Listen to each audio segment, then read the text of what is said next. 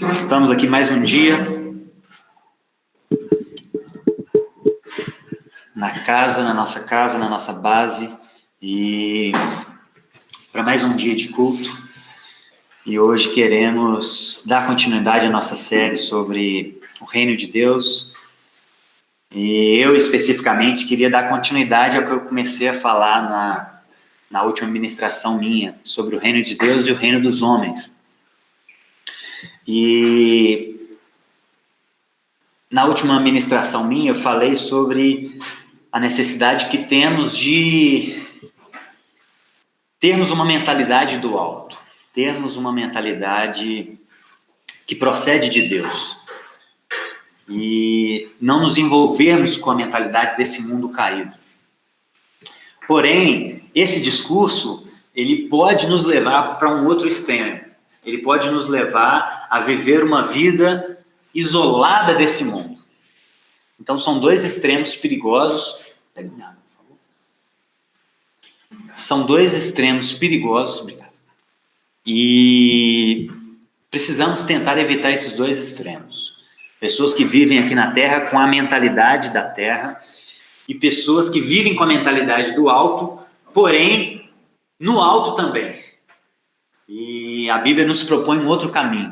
É isso que nós vamos falar hoje. Hoje nós vamos falar especificamente do perigo da gente viver com a mentalidade do alto, mas também irmos para o alto, junto com a nossa mentalidade, e nos isolarmos dessa vida, e nos ausentarmos da realidade da vida. Então, em outras palavras, nós vamos falar hoje da relação do cristão com a cultura em que ele está inserido.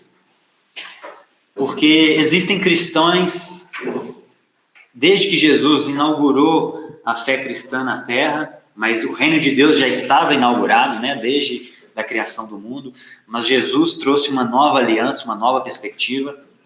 Então esse termo cristão é um pouco mais recente, mas existem cristãos em todas as épocas, em todos os lugares, em todos os contextos, e existem muitos contextos, existem muitas realidades, e o cristão precisa ser cristão em realidades distintas.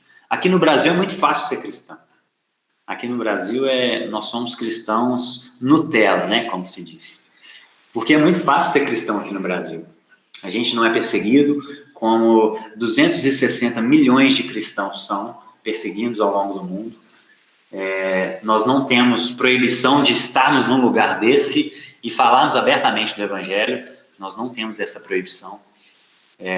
O risco de alguém jogar uma bomba aqui, um grupo extremista islâmico, jogar uma bomba aqui, ainda é pequeno no Brasil, mas essa é a realidade de muitos lugares.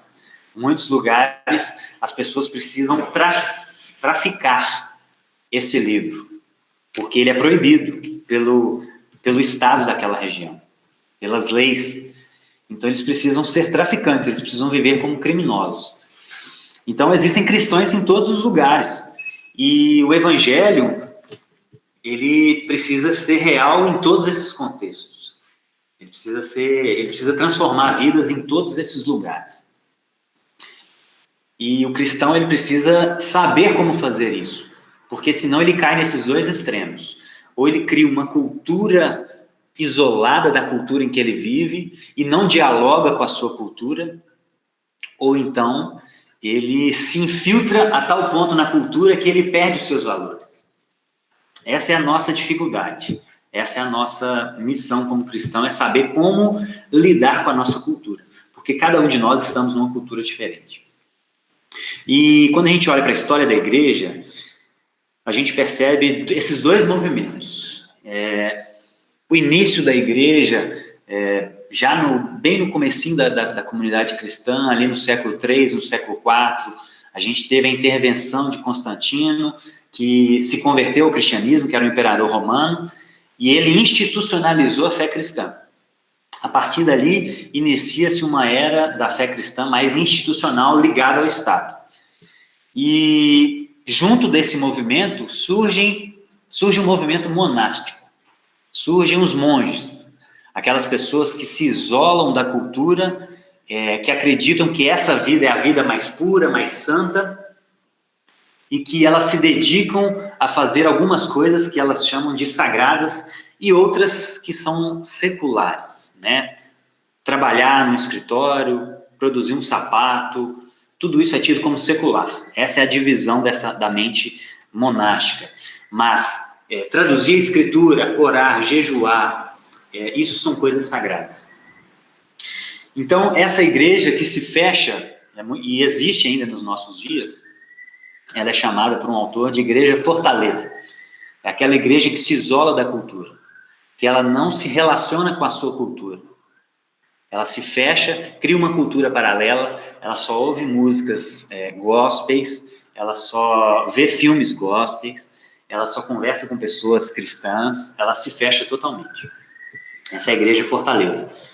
E aí vieram os reformadores. Na reforma, que culminou com Martim Lutero, mas já vieram outros reformadores antes, os reformadores entenderam que isso era um equívoco, que Deus ele nos colocou na terra para cultivar a terra, e Adão ele não estava fazendo um serviço eclesiástico ali, mas ele estava cultuando a Deus. Então, para Lutero, traduzir a Bíblia ou produzir um sapato, isso tinha o mesmo peso, né? Isso era tão importante quanto. E um dia um sapateiro chegou para Lutero e perguntou para ele: eu me converti, como eu posso ser um bom cristão? E ele falou: olha, faça um bom sapato e venda por um preço justo, né? Ele não falou para eles: abandona a sua profissão, vai para o mosteiro. Mas por quê? Porque o reino de Deus ele está em todas as áreas da sociedade. Então os reformadores começaram a levantar esse questionamento. E o resultado desse questionamento geraram 3 equívocos, 3 posições equivocadas. A primeira é a igreja que se amolda à cultura. Então, alguns cristãos perceberam que se isolar não é a solução e começaram a se infiltrar na cultura de uma forma equivocada e se amoldaram à cultura. Nas palavras bíblicas, eles se amoldaram a esse mundo, né? Se amoldaram a esse século.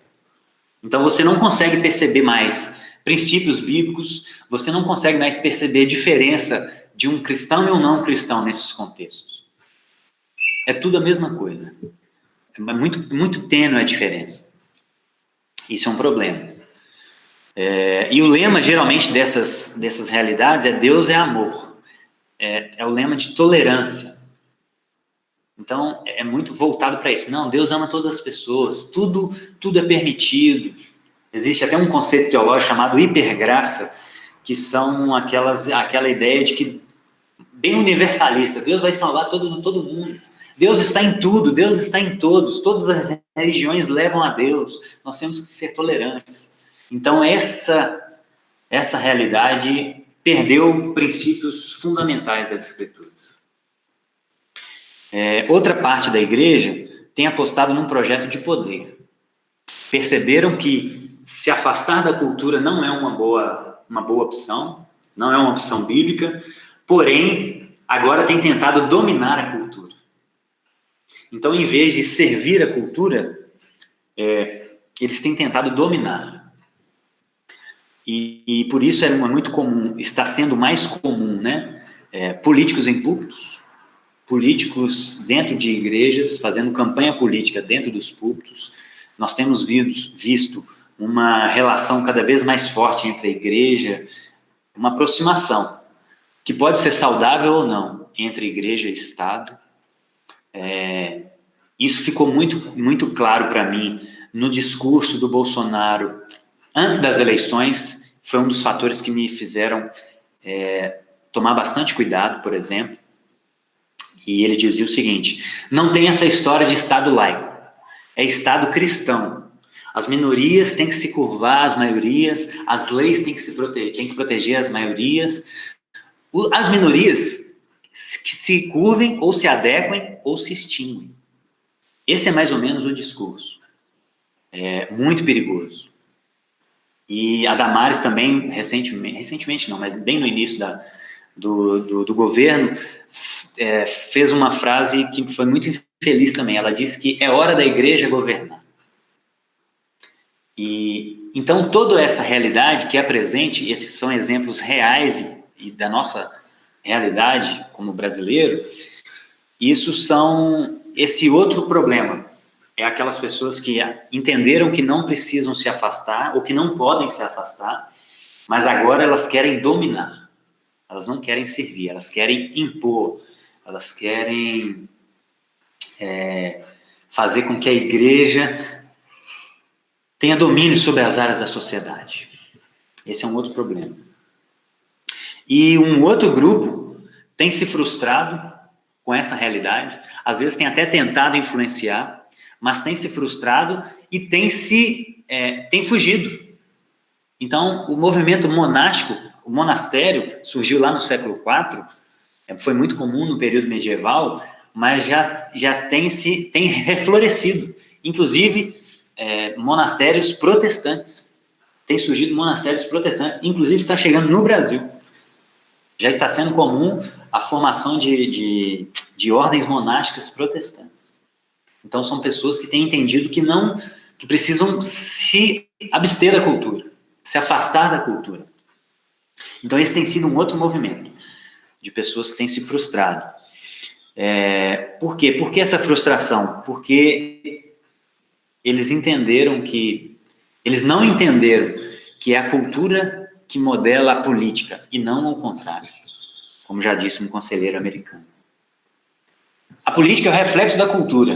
Então, se a igreja for por esse caminho de tentar dominar a cultura através da política, uma hora ela vai se frustrar e ela pode tomar esse caminho de se afastar novamente. Por quê? Porque o político, ele é o reflexo da cultura do povo e não o contrário. A cultura não molda o político reflete a cultura do povo. Então, a gente só vê políticos no Brasil tão ruins porque o brasileiro é ruim. Né? O brasileiro ele quer levar vantagem em tudo. O brasileiro, como eu já disse, né, nas pesquisas, o sonho dele é viajar, ter casa, carro e casa. Né? Ou seja, o ideal brasileiro é ter uma poupança gorda e ficar rico no final da vida. Então, esse é o sonho do brasileiro. Então, quando a pessoa entra para a política, ela vê possibilidades de ficar rico. E ela já fazia o gato na casa dela, então ela queria levar vantagem, e na política ela vai praticar as mesmas coisas. Então o político é o reflexo da gente, como nação. Então a política não muda a cultura é que molda a política. Então a igreja que tem tentado dominar, os cristãos que têm tentado dominar a cultura, uma hora vão se frustrar e vão tender a ir para esse outro caminho, esse terceiro erro, de fugir novamente. E por isso tem surgido esse neomonasticismo, né? esse novo monasticismo. E por que a gente se amolda? Por que isso acontece? Por que a gente se amolda à cultura vigente? Ou por que a gente quer dominar? Ou por que a gente quer fugir da cultura vigente? Eu acho que o primeiro ponto é por ignorância teológica. A gente não sabe como lidar com a cultura. A gente não sabe como lidar com o diferente. A gente não sabe. A gente está aprendendo, como igreja brasileira, a gente está aprendendo a como lidar com isso. A gente não sabe lidar com grupos excêntricos dentro da comunidade. Se entrar uma pessoa com um cabelo diferente, com algumas tatuagens diferentes, a gente já se perde, né? A gente é todo formatado. Nós temos uma cultura cristã muito formatada. Então, a primeira razão pela qual eu acredito que a gente toma esses caminhos equivocados é por causa disso, ignorância teológica. A gente não lê a Bíblia, a gente não estuda a Bíblia, a gente pode até ler, às vezes, de maneira devocional, mas a gente não estuda sistematicamente a Bíblia, a gente não está preocupado em entender o que a Bíblia diz sobre todas as áreas da nossa vida. Isso não é geralmente uma preocupação cristã, de um cristão. E um segundo ponto que eu acredito é por ignorância filosófica. Nós caímos na falácia moderna de que religião é coisa para você fazer dentro da sua casa, de foro privado. Isso são valores pessoais seus. Agora, no ambiente público, a gente tem que... O que opera no ambiente público é a razão neutra. é a razão independente de pressupostos religiosos, filosóficos. Então nós caímos nessa falácia. A modernidade trouxe isso para a gente, né? E por mais irônico que se pareça, essa ideia de que a gente pode se abstrair, o ser humano pode se abstrair de todos os seus pressupostos filosóficos, religiosos, é, ironicamente, um pressuposto filosófico que surgiu com René Descartes, né? Ele que acreditava que você pode se abster de todas as suas pressuposições e encontrar verdades puras, encontrar verdades absolutas, isenta de qualquer relativismo. Porém, isso é um equívoco muito grande, é uma inocência muito grande, porque a gente está imbuído numa cultura, a gente não consegue se abster dos nossos valores quando a gente vai fazer qualquer coisa. Quando a gente vai comprar, vender, quando a gente vai votar, quando a gente vai tomar decisões na vida, a gente não se abstém dos nossos valores. A cosmovisão, a forma como a gente enxerga o mundo, ela está tão enraizada em nós que ela é, por isso que o exemplo de um óculos, a cosmovisão é um óculos pelo qual a gente enxerga o mundo. Então, você, quando está de óculos, você não está pensando que o seu olho está passando por uma lente, que você está filtrando a realidade. Não. Você age, você toma suas decisões. Você vive. Mas tem valores que foram construídos desde o ventre materno em você. Existem princípios que você aprendeu desde criança. Existem coisas que você aprendeu desde da sua adolescência, coisas que foram sendo entranhadas no seu ser, que hoje você age sem perceber. Isso é a sua forma de enxergar o mundo, isso é a sua cosmovisão. O exemplo claro é sobre o aborto, né? Quando a gente vai discutir aborto no Brasil, esses secularistas, essas pessoas que querem que Deus se afaste do cenário público, eles não aceitam argumentos religiosos. Eles dizem, não, isso é só religião, você pode até crer nisso, mas aqui nós estamos discutindo leis públicas, nós estamos discutindo coisas racionais. Esse é o discurso deles. Então você não pode falar que o aborto é errado porque Deus condena o aborto, ou porque a Bíblia fala isso. Aqui nós estamos num ambiente público. Então, mas ele argumenta da seguinte maneira, o aborto é permitido porque a vida só existe em matéria. Não existe Deus. Então, se não existe Deus, a gente pode tomar as decisões. Nós temos as rédeas da história. Então, a gente não percebe, nós somos ignorantes a tal ponto de não perceber que ele não deixa que os nossos pressupostos venham para o ambiente público, mas ele traz os dele. Os pressupostos dele são materialistas. Não existe argumento neutro, não existe uma ideia neutra. Ou ela vai ser a favor de Deus, ou ela vai ser contra Deus. Ou é com ou é sem Deus. Não existe neutralidade. Então, a gente peca nisso também. Nós não sabemos lidar com essa nova realidade. E isso é muito novo. Isso veio na modernidade. Se a gente for pegar a história bíblica, pelo menos, os filhos de Deus, os cristãos, eles viveram numa realidade muito diferente dessa. Isso surgiu no século XVI para cá, são 400 anos. Perto de mais de 3.000 anos de história, isso é muito recente. E nós não sabemos lidar com isso. A gente ainda está engatinhando nessa realidade. Os patriarcas, os primeiros cristãos, viviam uma realidade muito mais religiosa que a nossa. Deus era algo que fazia muito mais sentido. Deus tem abandonado o cenário público. E a gente não está sabendo lidar com isso. Então a gente entra por esses caminhos por causa disso, porque a gente não entende a Escritura, a gente não sabe o que a Bíblia ensina sobre isso, e a gente também não tem uma ignorância de sabedoria. Nós não somos sábios. Nós não temos sabedoria. Nós não sabemos como dialogar com essas pessoas. E o Mark Noll diz uma frase muito interessante. O escândalo da mente evangélica é que não existe uma mente evangélica. Não existe uma mentalidade evangélica. Não existe, ou é rara, né? É rara a mentalidade ou uma cosmovisão cristã que pensa a vida de forma integral. Geralmente, ser evangélico é ir no domingo no culto, dar o nosso dízimo, cumprir alguns rituais, e na segunda-feira a gente opera com a mentalidade ateia, sem Deus. Então falta uma cosmovisão cristã para nós cristãos. A gente vai na nossa empresa, bate o cartão na segunda-feira, e para muitas pessoas ali a gente está trabalhando.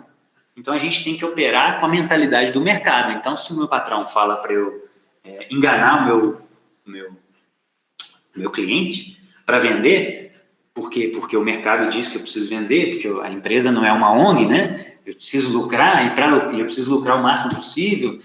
Então, o cristão se amolda essa mentalidade. Ele não tem uma mentalidade cristã. Ele é repartido. Ele é cristão num dia e nos outros dias ele opera com uma mentalidade anticristã ou ateia, sem Deus. Então esse é o escândalo da mente evangélica, porque não existe uma mente evangélica. E qual é a solução bíblica para isso? O que a Bíblia nos apresenta para relacionar-nos com a cultura? Como que a Bíblia nos instrui? De forma resumida, é produzir cultura aqui e agora para o bem comum.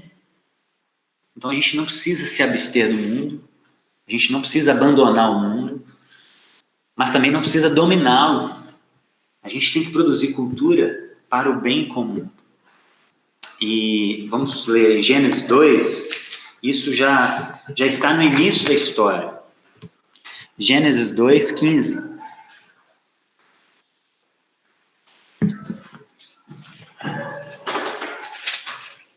Então nós estamos aqui num texto de uma ordem criada perfeita.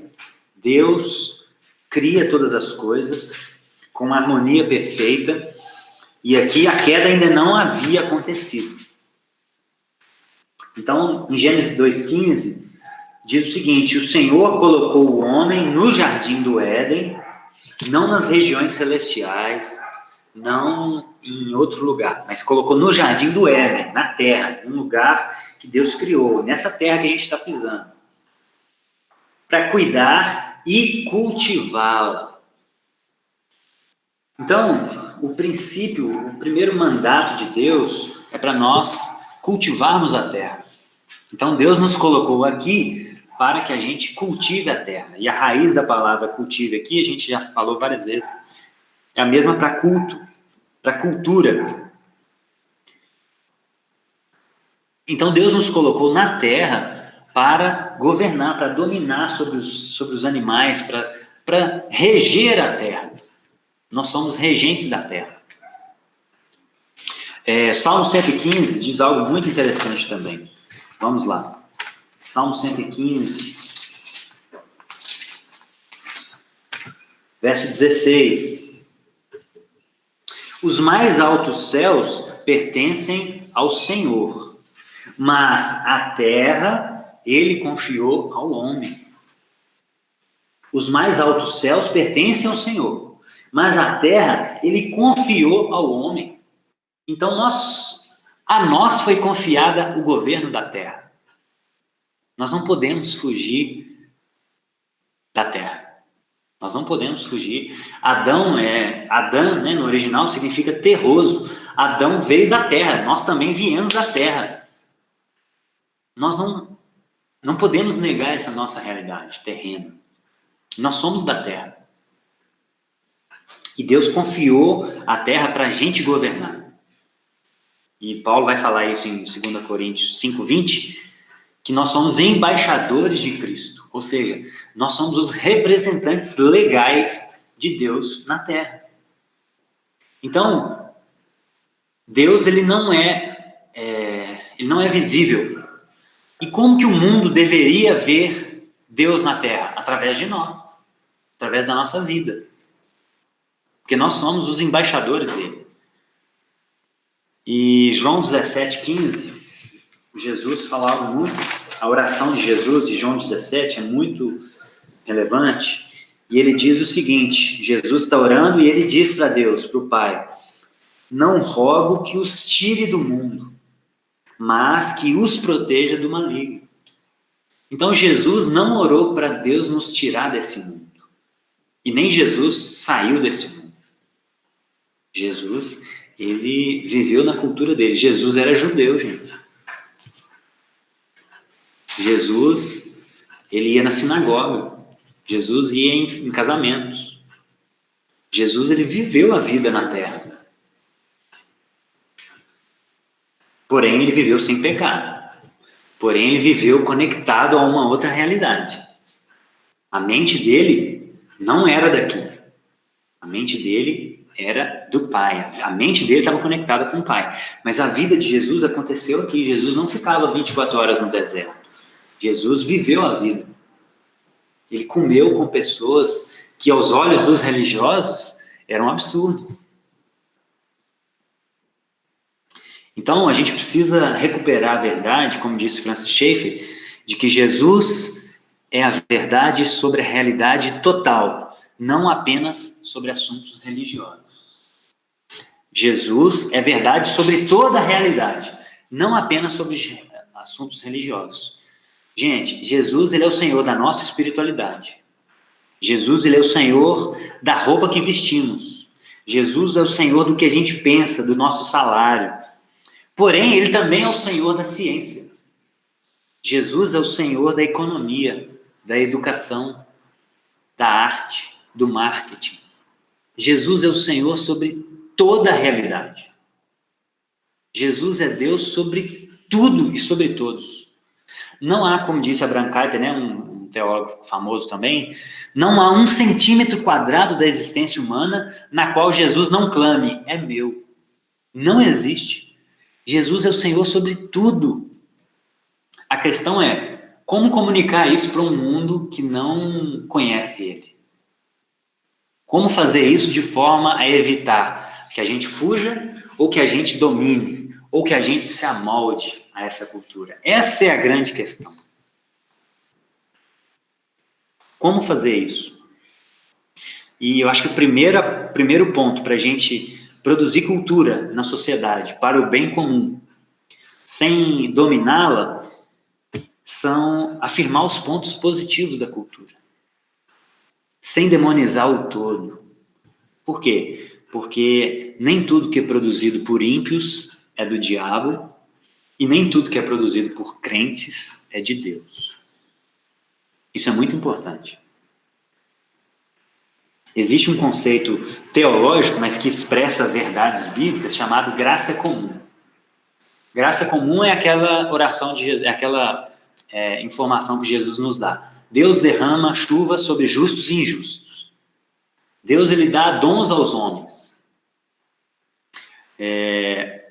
Deus colocou no coração do homem o desejo pela eternidade, né? Eclesiastes 3:11. Paulo diz que a natureza revela a glória de Deus a todos os homens, todos conhecem a Deus. Então isso é graça comum. Não são só os cristãos que conhecem a Deus, ou toda a realidade de Deus. Todas as pessoas, independente se são discípulos de Jesus ou não, elas têm resquícios de Deus. Porque Deus, ele é o criador de todos. Então todas as pessoas têm um desejo pelo eterno dentro de si. Todas as pessoas conhecem alguma realidade de Deus, como Paulo diz em Romanos 1, ou a sua divindade, ou o seu eterno poder. Todas as pessoas. Isso não é exclusivo de nós cristãos. E isso é a graça comum. E nós precisamos entender isso. Nem toda música gospel é boa, e nem toda música secular, entre aspas, é ruim. Então a gente pode, por exemplo, em vez de falar com uma pessoa, nossa, essa música é do diabo, porque ela não fala o nome de Jesus, ela não fala sobre realidades espirituais, mas Deus não é Deus só da espiritualidade. Deus, ele é o Deus da beleza, Deus, ele é o Deus da verdade, Deus é o Deus da justiça. Então toda música que fala sobre justiça, toda música que fala a verdade, toda música que é bela, tem traços de Deus ali. A música pode ser bela e falsa, por exemplo. Ela pode ter uma melodia muito boa, muito bonita, mas ela pode comunicar alguma coisa, ou toda, ou alguma parte. Um pequeno exemplo, todo mundo conhece aquela música Era Uma Vez, né, da Kel Smith. Era uma vez, dia que todo dia era bom. E no final ela fala o seguinte, para não perder a magia de acreditar na felicidade real e entender que ela mora no caminho e não no final. Essa é uma música maravilhosa. Inclusive eu comentei, estudando ontem, eu fiz um comentário no YouTube. E eu coloquei assim, olha, essa música é muito maravilhosa. Ela é muito bela. Ela desperta sentimentos de infância na gente muito bons. Quando você pensa na sua infância, nossa, o joelho ralado, né? A sua mãe cuidando de você, é uma música muito bela. Porém, ela tem um erro muito grave. Ela diz que a felicidade mora no caminho e não no final. E aí, como uma mente cristã, nós temos que analisar a cultura de forma sábia. A gente não precisa demonizar a música, porque ela tem elementos de Deus nela. Ela é bela, e tudo que é belo vem de Deus. Ela tem algumas verdades, ela tem várias verdades, na verdade. Mas esse é um ponto muito importante. A felicidade mora no caminho e não no final? Como assim?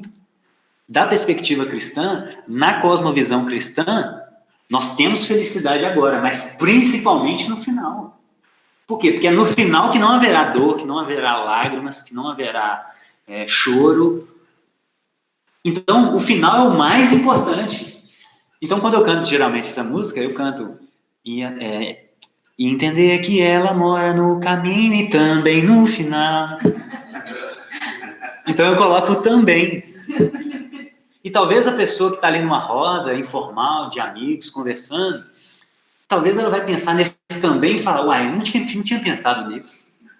Como assim? A felicidade não mora no final, né? Isso tira toda a realidade escatológica da Escritura. Então isso pode abrir uma conversa, um diálogo, um evangelismo. Então esse é um exemplo assim do nosso dia a dia para mostrar como que a gente pode produzir cultura sem tentar dominar a cultura. Porque a gente não precisa dominar a cultura. Nós não estamos aqui para dominar num sentido de poder. Nós estamos aqui para reger pelo amor. Nós estamos aqui para apresentar uma alternativa ao mundo, porque o Evangelho é uma apresentação de uma verdade para ser recebida. Porque todos quanto o receberam, deu-lhes o direito de se tornarem filhos de Deus. João 1,12. Então, a verdade bíblica ela precisa ser recebida, não enfiada goela abaixo. Mas para que ela possa ser recebida, tem que ter alguém que pregue. Se a gente, todo mundo, se afastar da cultura, como é que a verdade vem pelo ouvir? A fé vem pelo ouvir. O ouvir é a palavra de Deus. Mas se não há quem pregue, como eles vão ouvir? Então a gente precisa estar na cultura, mas sem dominar a cultura. E um exemplo bíblico também é Paulo, em Atos 17, dizendo verdades que saíram da boca dos poetas gregos. Né? Nele nos movemos e existimos, como dizem os profetas, os poetas de vocês. Então, Paulo ali está afirmando uma verdade que saiu da boca de um povo ímpio, mas ele está comunicando com um povo diferente dos judeus. Então, ele usava uma linguagem diferente. Então, ele afirmou esse ponto da cultura grega. Porque nem tudo, em qualquer cultura, nem tudo é do demônio, nem tudo é de Deus. A gente precisa separar, peneirar as coisas.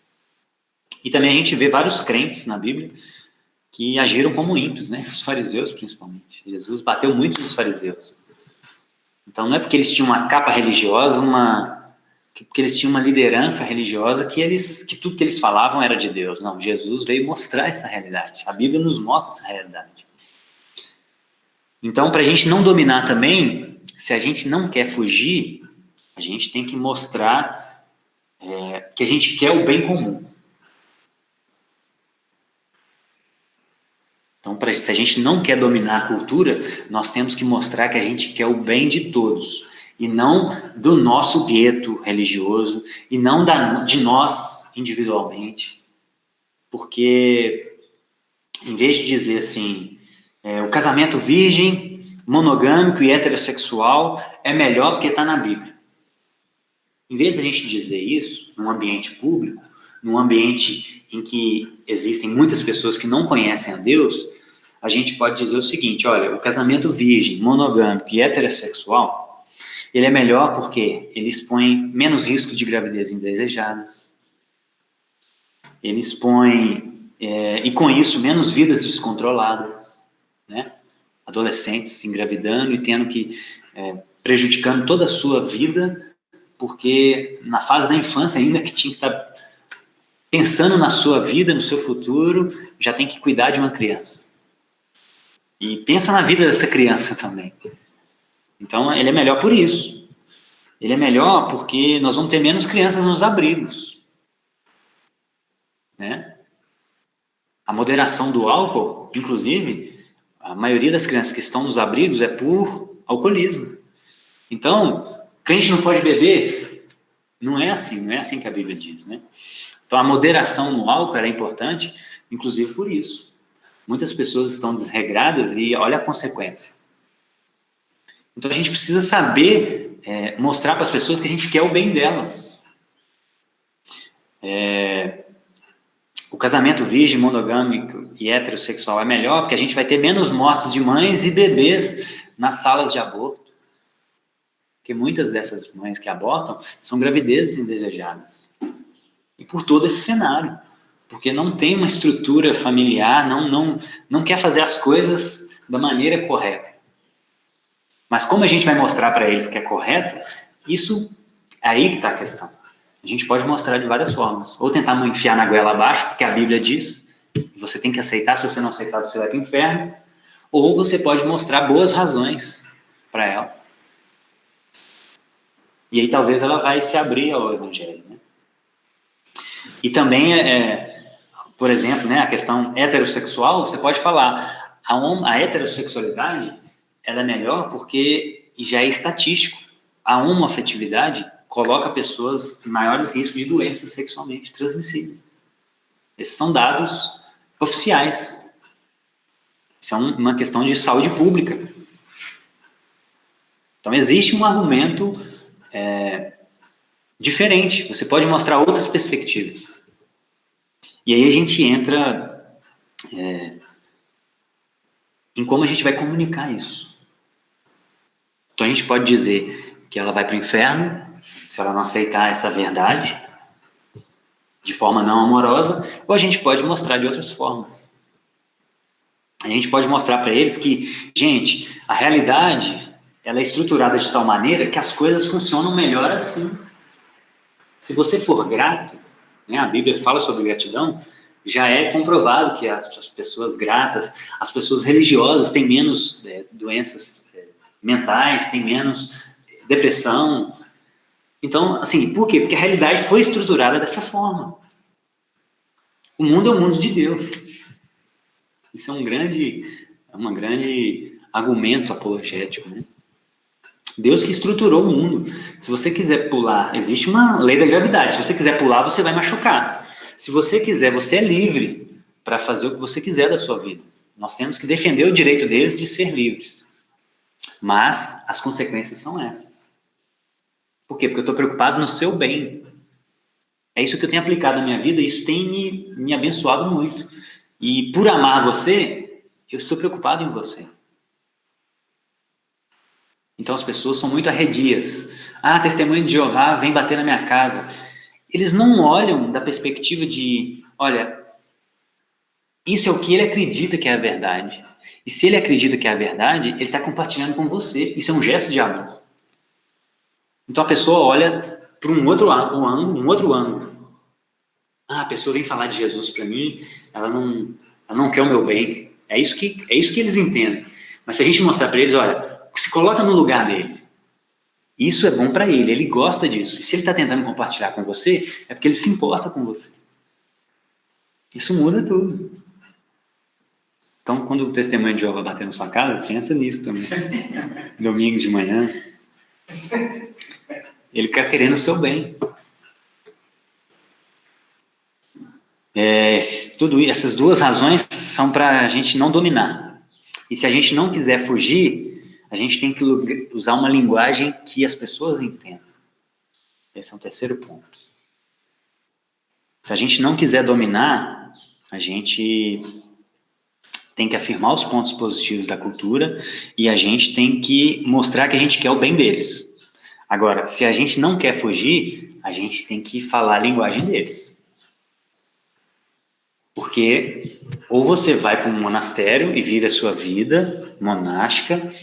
Agora, se você quer trabalhar, ir na escola, ir na universidade, ir no jogo de futebol, se você quer estar no meio de pessoas secularizadas, como a gente vive, com pessoas que têm a mente secularizada, a mente que tirou Deus do cenário, você precisa entender o que eles falam, qual é a linguagem deles, e falar a linguagem deles. Porque, como já disse um autor, o mundo está surdo ao evangelho, muitas vezes não porque quer, mas porque não entendem o que está sendo dito. Então, palavras como Deus, pecado, prova, tudo isso são linguagens que a gente já entende. Se eu falo assim, nossa, eu estou passando pelo deserto, vocês já entendem o que eu estou falando, porque vocês estão nesse meio. Mas eu preciso saber se a pessoa do outro lado vive essa realidade.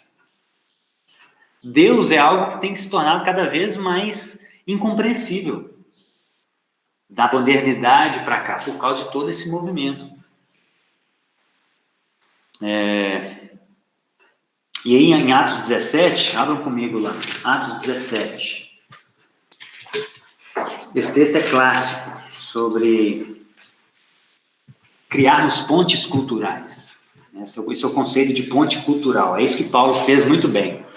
Paulo, com os judeus, ele falava de Yahvé, ele falava de incenso, ele falava de coisas que as pessoas entendiam.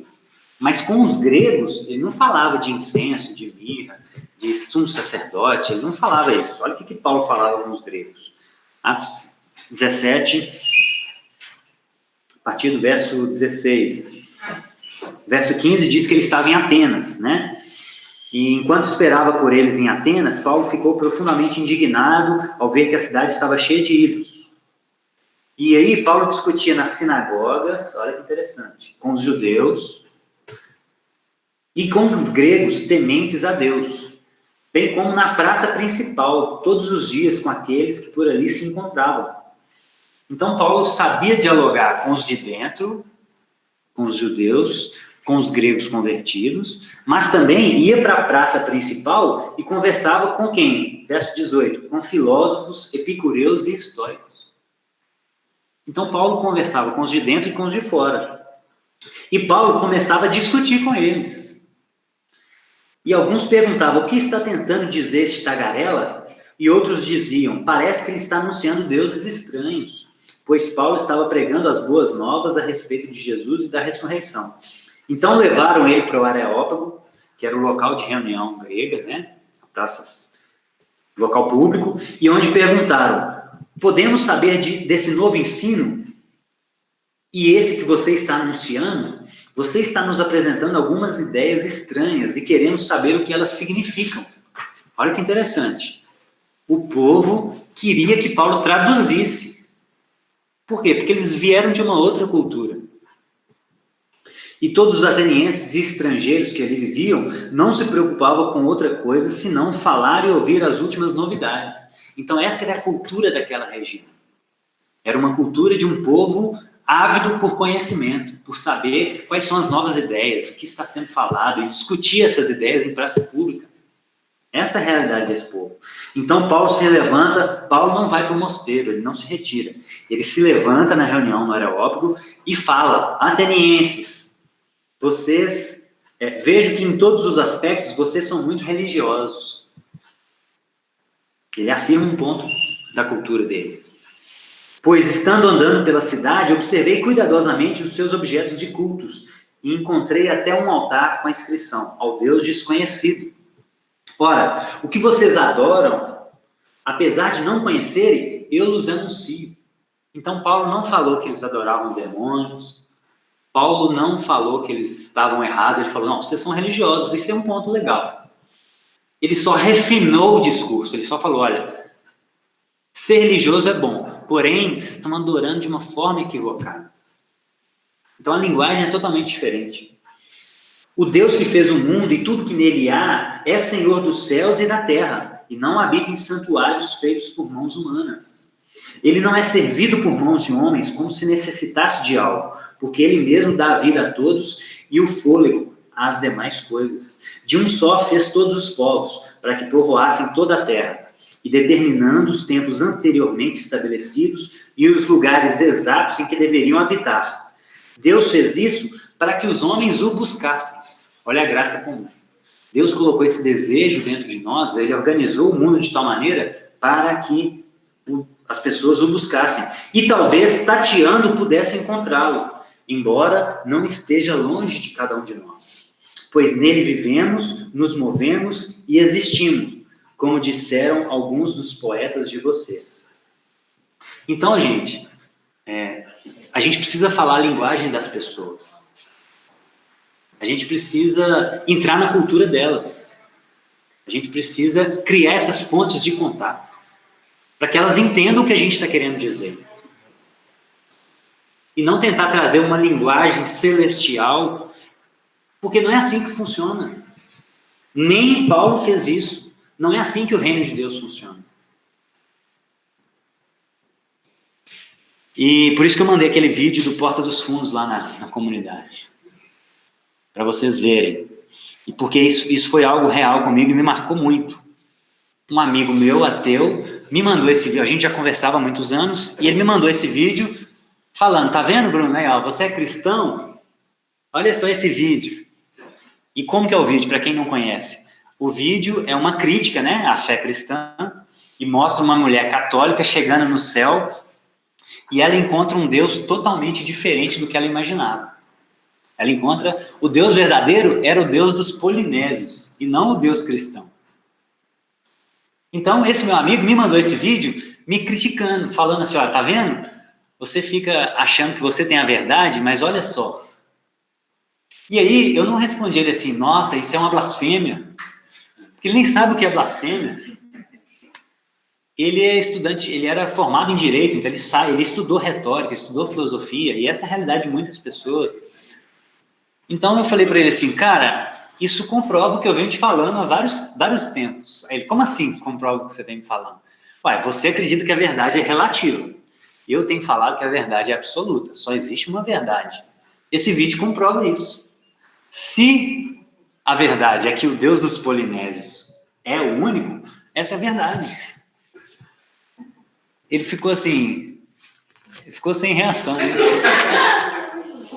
Porque ele tentou me criticar e eu tentei entrar no mundo dele e mostrar o equívoco dele.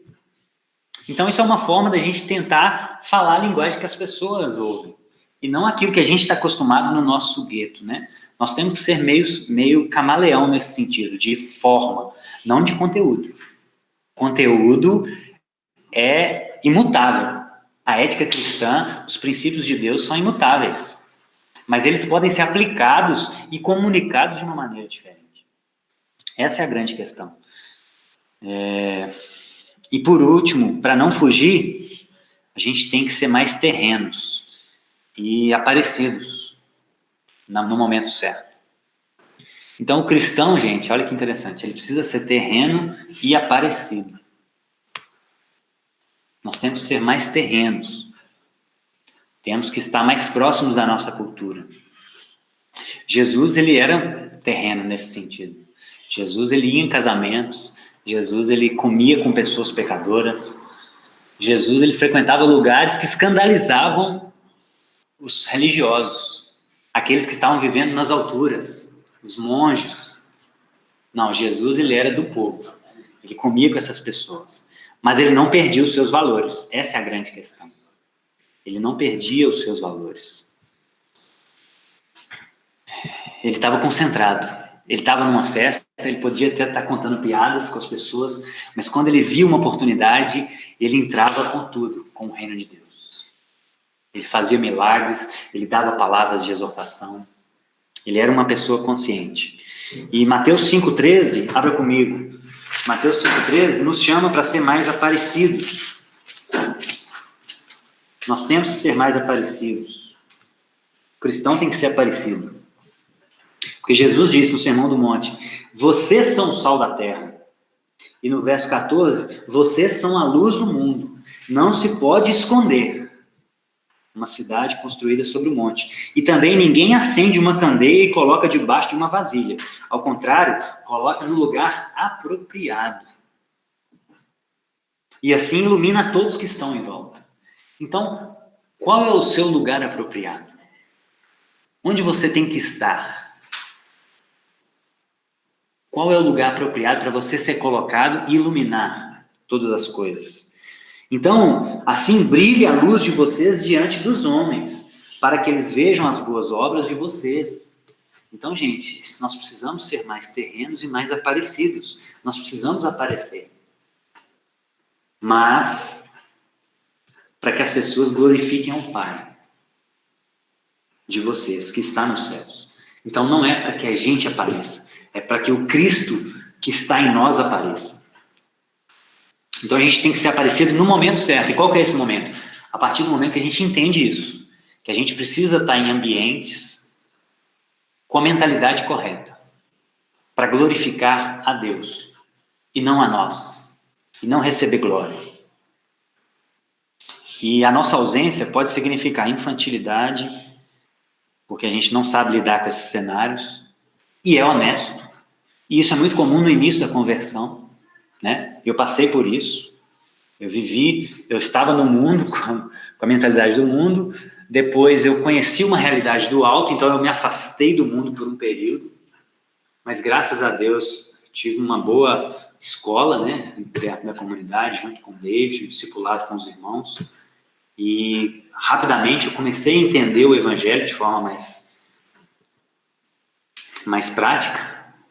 E aí, depois que eu já estava cheio de luz, eu comecei a voltar para os ambientes, começar a ter contato com pessoas que eu achava que eram ímpias, mas começar a ter contatos com pessoas e para tentar iluminá-las e não correr o risco de ser envolvidos pelas trevas de novo. Mas isso demandou um período. Então, o período monástico, ele é interessante, ele pode ser interessante, mas uma vida monástica, não acho que é por aí que Deus nos chama. Então a gente precisa se preparar. Para a gente não se contaminar, quinto ponto, a gente precisa se preparar. Então para a gente não... para não dominar, a gente tem que afirmar os pontos positivos da cultura. Para a gente não dominar, a gente tem que mostrar que a gente quer o bem comum. Para a gente não fugir, a gente tem que usar uma linguagem inteligível. Para a gente não fugir, a gente tem que ser mais terreno e ser mais aparecidos. E para a gente não se contaminar, a gente precisa se preparar. E essa preparação inclui amar a Deus de todo o coração. Inclui estudar a Escritura. Inclui oração. Inclui práticas de disciplinas espirituais, jejum. Inclui a comunhão cristã. Porque não há como se preparar para influenciar a cultura sem isso. Porque se a gente não tiver isso, a gente vai ser levado por todo o vento de doutrina. Aí nós vamos ser como Paulo alertou a Timóteo. Alertou a Timóteo não, Paulo falou em Efésios, né? Que Deus chamou os santos para preparar a igreja para que ela não seja levada por todo o vento de doutrina. Essa é a ideia. E concluindo,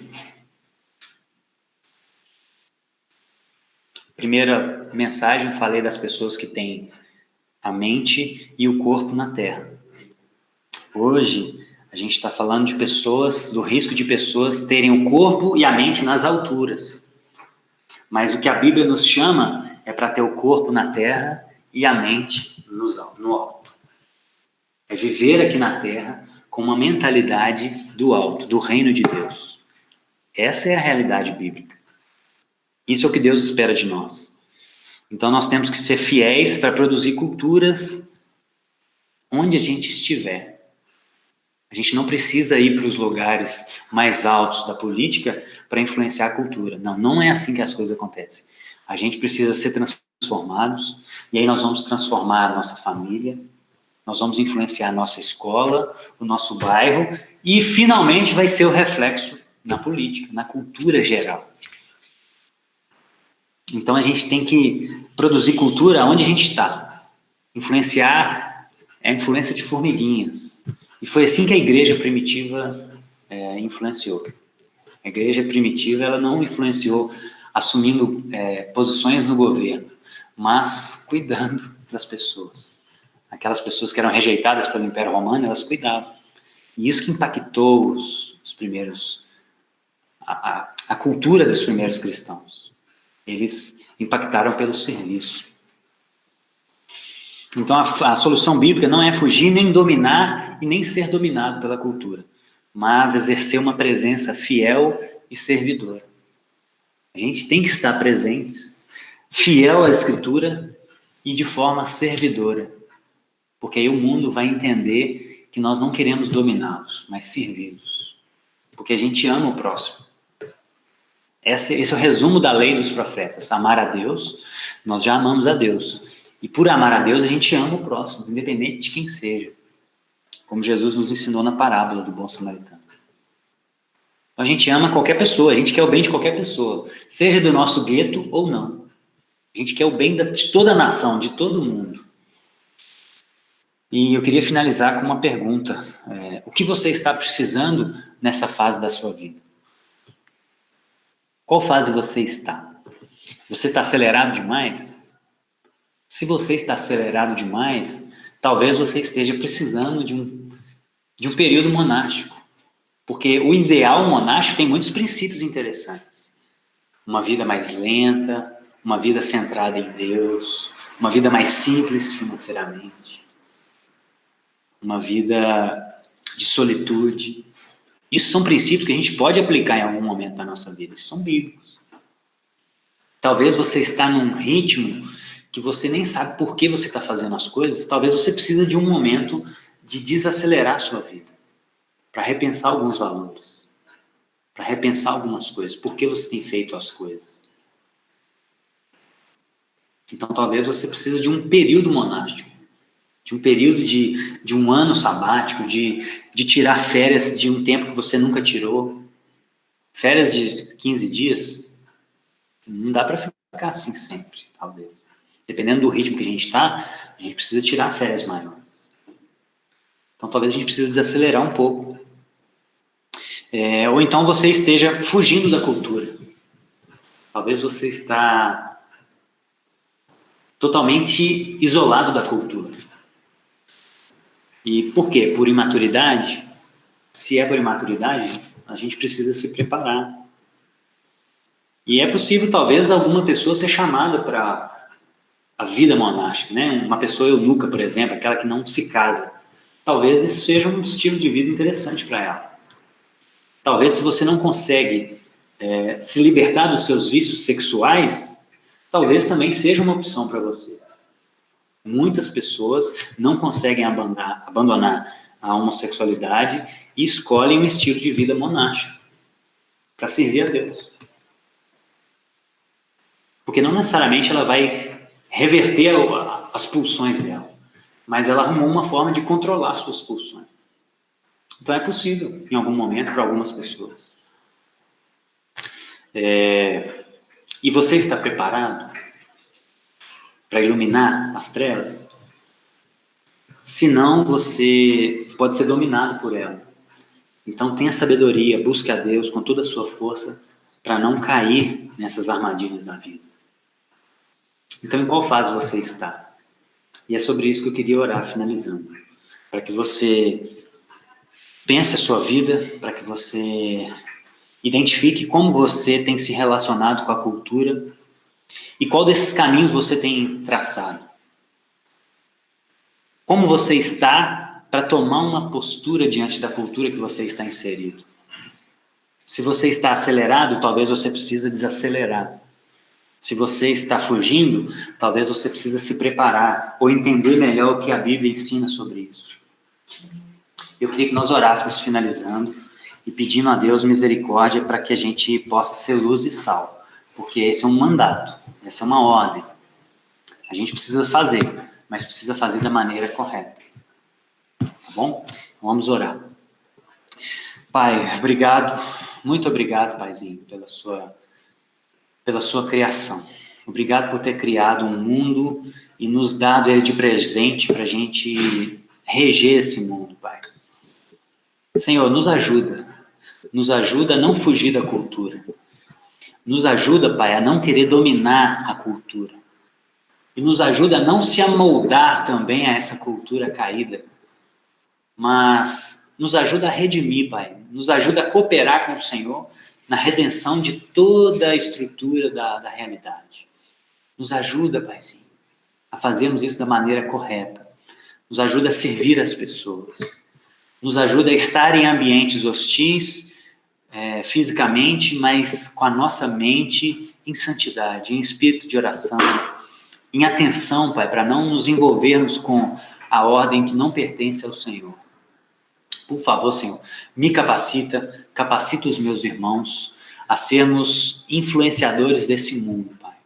Nos ajuda a sermos uma candeia acesa, um farol aceso no mais alto monte, e que as pessoas vejam mudança em nós, de fato. E que isso reflita na nossa vida, na nossa família, no nosso prédio, na nossa igreja e na nossa nação, que tanto precisa, Paizinho. Todos nós precisamos muito. Então precisamos dessa atuação do Teu Espírito Santo para isso. Então ajude os meus irmãos a perceberem onde eles estão, o que eles estão fazendo com a cultura, se eles estão fugindo da cultura, se eles estão querendo dominar a cultura, e ajuste, Pai, os ponteiros, ajuste a forma, ajuste a linguagem, para que eles sejam influentes onde eles estiverem. Isso é o que nós te pedimos, isso é o que nós necessitamos da sua graça, porque nós não sabemos fazer isso sozinhos, e necessitamos do Senhor para isso. Nós te agradecemos por essa oportunidade de pensar e de poder praticar isso na nossa vida até que o Senhor venha. E que seja logo, Pai. E que seja hoje, por favor, Senhor. Ora, vem, Senhor Jesus, para que nós possamos te ver face a face. Te agradecemos por tudo isso, em nome de Jesus. Amém.